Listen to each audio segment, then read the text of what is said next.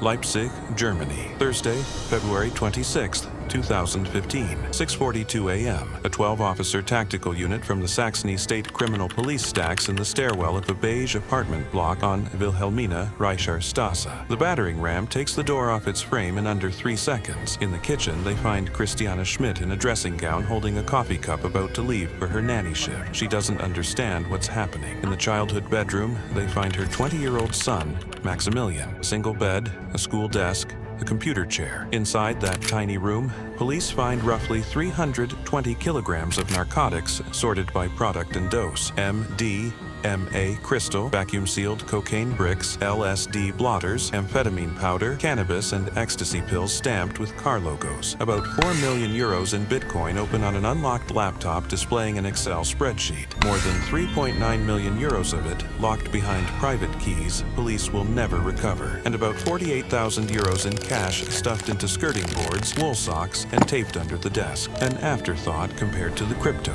The room smells of 3 things: bulk amphetamine, a mix of hospital pharmacy and rotting fish, cheap silica gel cat litter scattered to mask the odor, and isopropanol used to wipe every surface and parcel clean of fingerprints and DNA. The open spreadsheet holds delivery addresses, real names, DHL tracking numbers, Bitcoin hashes, and order histories for roughly 14,500 customers across Europe and the US. Maximilian doesn't run, he doesn't close the laptop, he doesn't delete a thing. He just looks up, blinks twice, and puts his hands on his head. Over the previous 14 months, he had personally coded, stocked, packed, shipped, and handled customer service for a drug shop called Shiny Flakes. Sold roughly 900 kilograms of controlled substances to thousands of customers without ever meeting them, and, according to the account presented in his case, without using the drugs himself. The next morning, German newspapers would put him on their front pages, portraying him as an unlikely online drug lord, and the spreadsheet sitting open on his desktop would become one of the most damaging pieces of evidence in the entire case. This is the story of Maximilian Schmidt, a quiet teenager from Leipzig who turned a childhood bedroom into the center of a huge online drug operation. Maximilian Schmidt was born in Leipzig on July 17, 1994. His father left the family when Maximilian was very young, and his mother, Christiane,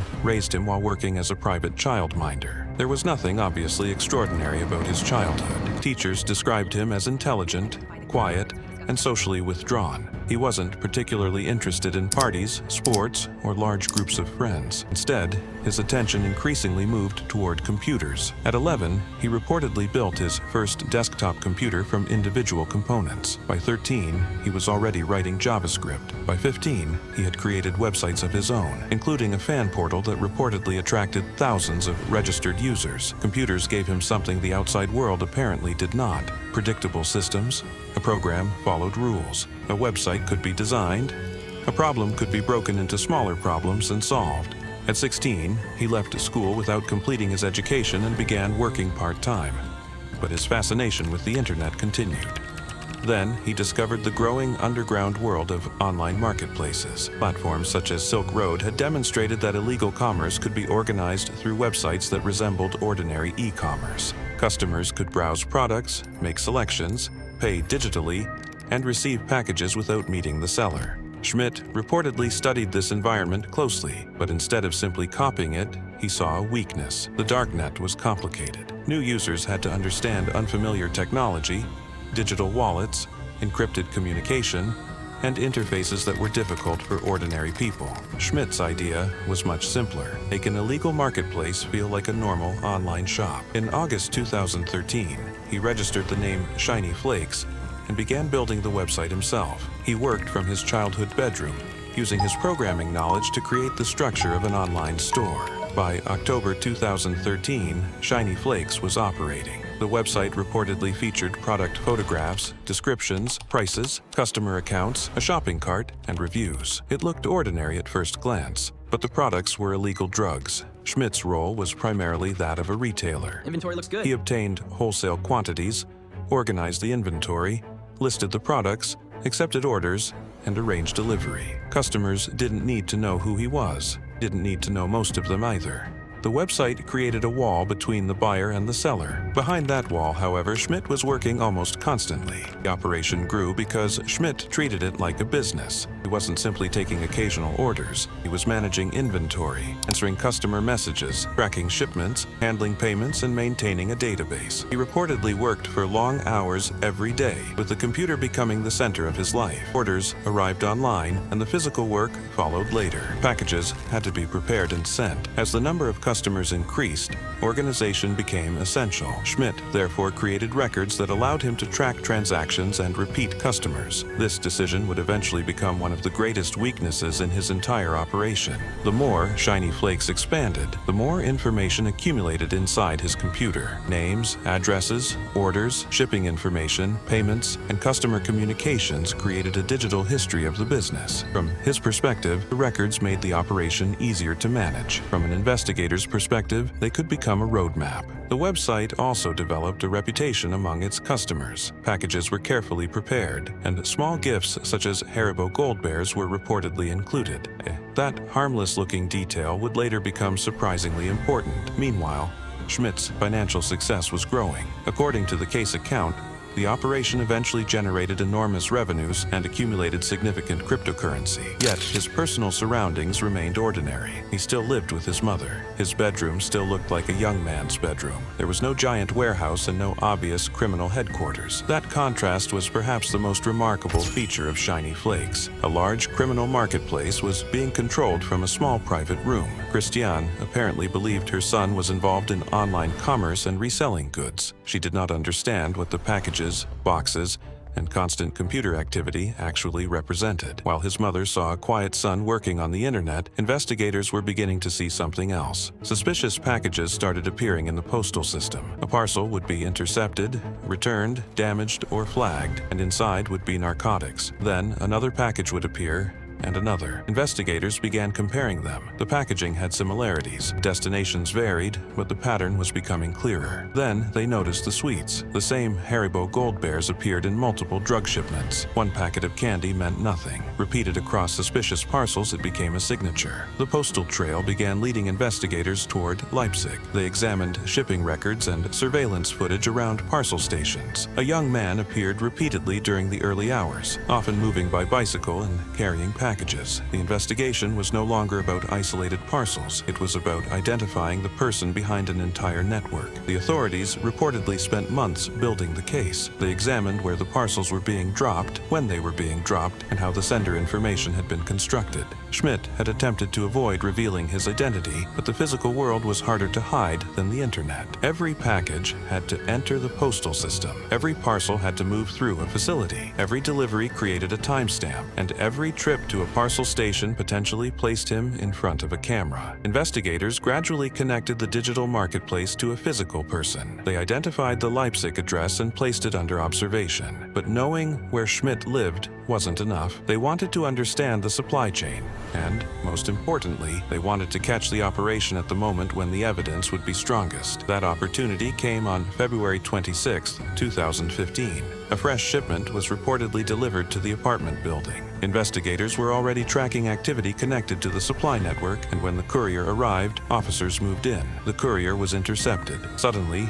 the operation upstairs was in immediate danger. If Schmidt realized what was happening, he might destroy evidence or move the drugs. The police decided they could not wait. 12 officers entered the building. They moved through the stairwell. At 6:42 a.m., the door was breached. Christiane Schmidt was confronted in the kitchen, still holding her coffee cup. Then, officers entered Maximilian's bedroom. What they found confirmed the scale of the operation. Drugs were stored inside the room. Cash was hidden around the furniture. The computer was still running, and the spreadsheet was open. The police had expected to find evidence of a drug dealer. Instead, they had found the operational records of an entire marketplace. The database potentially connected thousands of customers to thousands of transactions. It contained the kind of information investigators normally have to spend months reconstructing. Here, much of it was already organized. Schmidt had effectively documented his own criminal business. He had built the system because he wanted to know his customers, manage orders, and make the operation more efficient. But now that efficiency had turned against him, the arrest also exposed the extraordinary scale of the business. What had looked from the outside like a young man's internet activity was actually a large distribution operation. The investigation quickly expanded beyond Schmidt himself. As authorities examined the customer records and other connections revealed revealed by the evidence. The quiet bedroom had become the center of a much larger criminal investigation.